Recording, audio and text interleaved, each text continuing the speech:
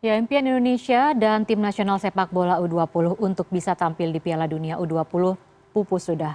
Pekan ini FIFA resmi mencabut status Indonesia sebagai tuan rumah turnamen olahraga dunia ini. Lantas lebih jauh bagaimana sebenarnya dampak pembatalan Piala U20 di Indonesia, utamanya terhadap nasib berbagai kegiatan internasional yang akan digelar di tanah air ke depannya. Kita akan membahasnya secara mendalam bersama Teuku Reza Shah, dosen Prodi Hubungan Internasional Unpad. Selamat siang, Pak Reza.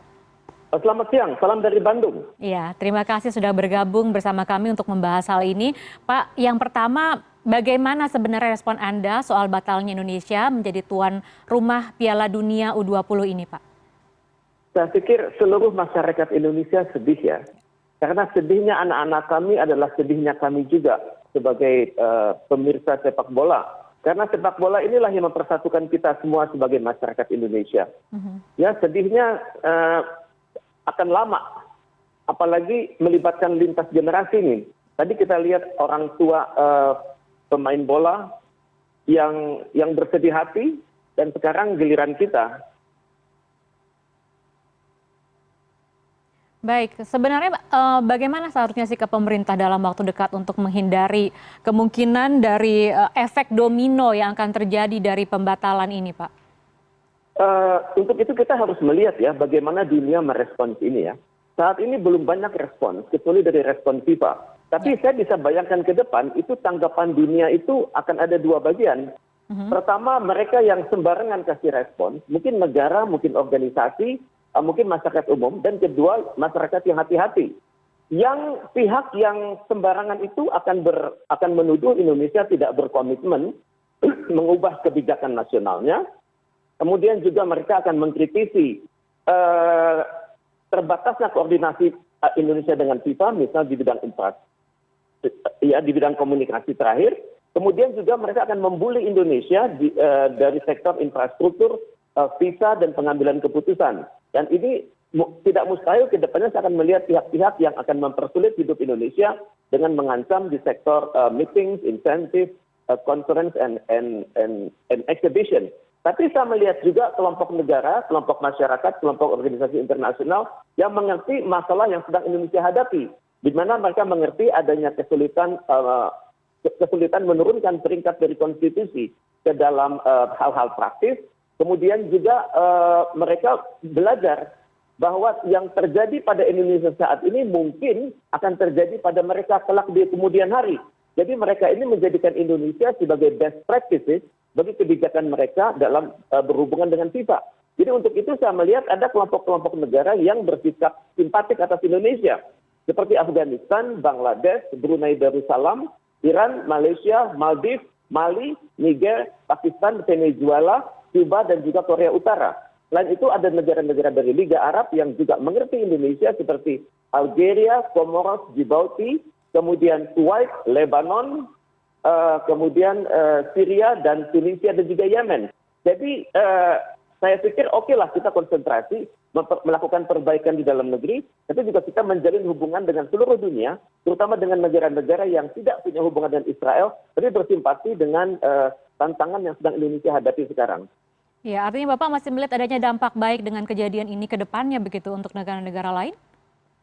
Saya yakin ya, karena kemarin Presiden sendiri sudah turun tangan. Beliau mengatakan perlunya koordinasi di dalam negeri, perlunya kita tidak saling memaafkan, kita mengambil hikmah dari kejadian itu dan kehidupan sepak bola harus jalan terus. Tapi juga saya melihat ada potensi di mana akan berdampak pada banyaknya konferensi internasional yang dipertanyakan kredibilitasnya oleh masyarakat internasional. Apalagi Indonesia sudah menjadi ketua ASEAN dan juga ketua Asia Europe Meeting. Dan kita harus berhati-hati sekali jangan sampai kita menjadi sasaran kritik berbagai pihak. Akibatnya kegiatan-kegiatan internasional tersebut tidak terselenggara di Indonesia. Langkah hati-hati apa Pak yang Bapak sarankan untuk dilakukan agar tidak banyak bully atau kritik tadi yang seperti Bapak sampaikan? Baik, kalau untuk level pemerintah, kalau namanya KTT konferensi tingkat tinggi, saya pikir kita masih oke. Karena ini adalah kewenangan pihak penyelenggara ya. Tapi yang kita harus hati-hati adalah adanya pihak yang mengambil manfaat dari keadaan di Indonesia ini. Mereka selalu memonitor apakah apakah kita sudah melakukan perbaikan-perbaikan di dalam negeri? Misalnya, apakah kita sudah melakukan yang namanya physical setting? Bagaimana fasilitas olahraga yang sudah ada? Apakah sudah dibuat semakin baik sesuai standar FIFA? Ataukah mereka juga akan mengkaji adanya teknologi setting? Apakah teknologi yang barangkali dikritik oleh FIFA saat ini sudah dilakukan perbaikan dan juga service setting? Jadi untuk itu kita harus mewaspadai dan juga kita harus waspadai saudara-saudari kita di kalangan ASEAN sendiri. Maka tidak mustahil mereka akan mengutak-atik Indonesia lewat sesuatu yang namanya ASEAN Tourism Standard.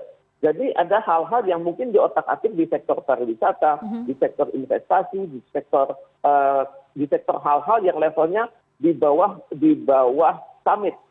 Mungkin di level focus group discussion, mungkin di level working group. Yang hendaknya kita waspadai adalah kritik di bidang misalnya ASEAN Tourism Standard.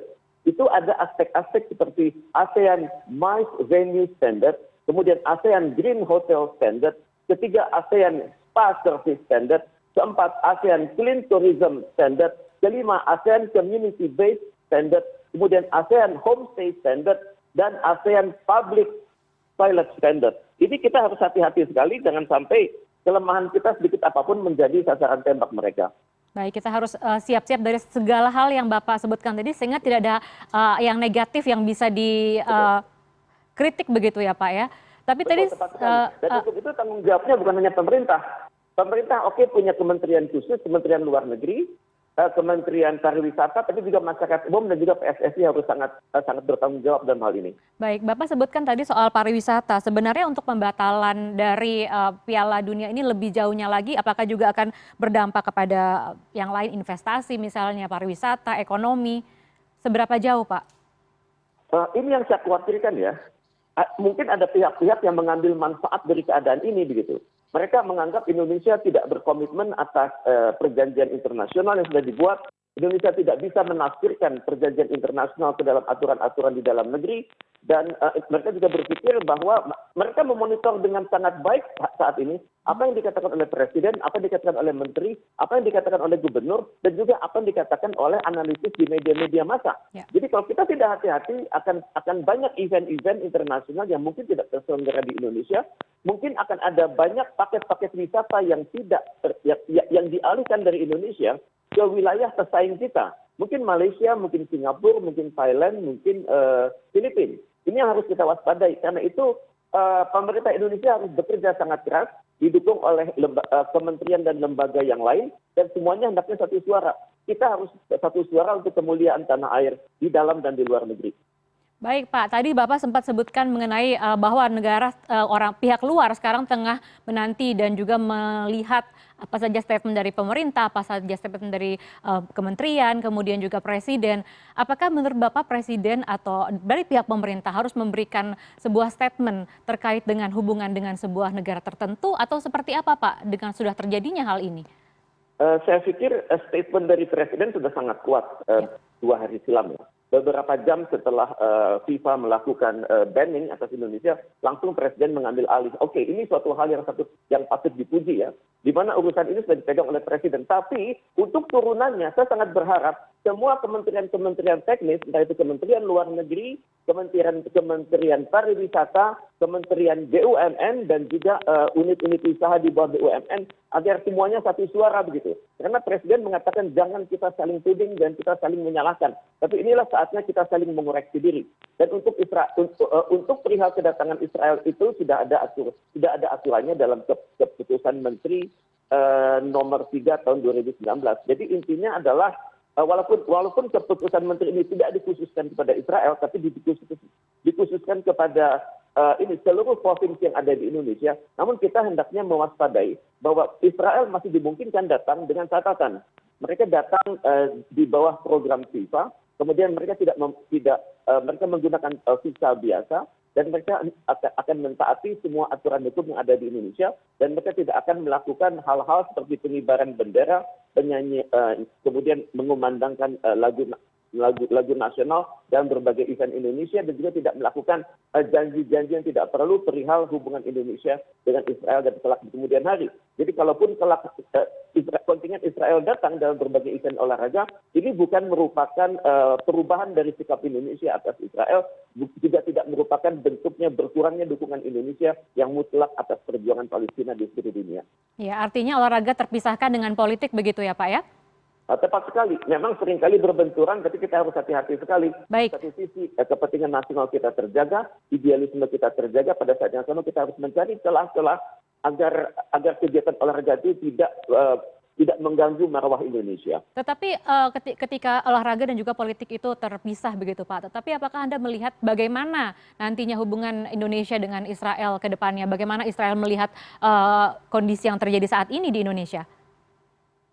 Saya pikir Israel itu sangat piawai ya dalam memonitor semua perkembangan yang terjadi di dunia. Saya yakin Israel sudah memiliki bank informasi yang memadai atas apa yang Indonesia pikirkan, apa yang Indonesia sedang lakukan. Tapi Israel juga mengerti bahwa Indonesia ini tidak akan pindah dari posisi awalnya begitu. Bahwa Indonesia mendukung sepenuhnya kemerdekaan Palestina dan Indonesia menentang aksi-aksi Israel yang menggerogoti kewibawaan Palestina, kemudian Israel yang seringkali mempermainkan hajat hidup masyarakat Palestina. Dan bagi Indonesia, apa yang dilakukan oleh Israel saat ini bertentangan dengan konstitusi kita di paragraf 1, yakni kita menolak segala bentuk pengabaian atas keadilan dan kemanusiaan. Baik Pak, terakhir bagaimana tanggapan Bapak, ada apa yang dilakukan juga oleh masyarakat, karena kita juga harus bersama-sama untuk menghadapi hal ini Pak? Saya melihat memang sepak bola itu adalah pemersatu bangsa ya. Saya melihat bahwa sekarang mereka sadar bahwa sepak bola itu luar biasa dampaknya. Dan saya sangat berharap semangat juang anak-anak kita di usia di bawah 23, di bawah 19, di bawah 16 itu tetap bertahan. Dan ini tentunya tantangan besar bagi orang tua mereka. Karena keputusan anak-anak untuk menjadi pemain sepak bola itu diputuskan dengan tidak mudah, dengan izin orang tua, dengan komitmen dari anak-anak tersebut, dan juga dengan restu keluarga besar mereka. Dan untuk itu saya sangat berharap dunia sepak bola Indonesia tetap berdiri tegak dan yakin bahwa Indonesia bersama mereka, bahwa negara kesatuan Republik Indonesia menggantungkan harapan mereka kepada generasi muda Indonesia. Dan sepak bola adalah satu mekanisme buat memajukan harkat Indonesia di luar negeri. Baik, terima kasih Pak Reza telah bergabung bersama kami. Terima kasih penjelasannya juga pada siang hari ini. Teuku Reza Shah, dosen Prodi Hubungan Internasional dari Unpad, sudah bergabung bersama kami dari Bandung, Jawa Barat. Terima kasih, selamat siang Pak. Selamat siang, terima kasih CNN Indonesia.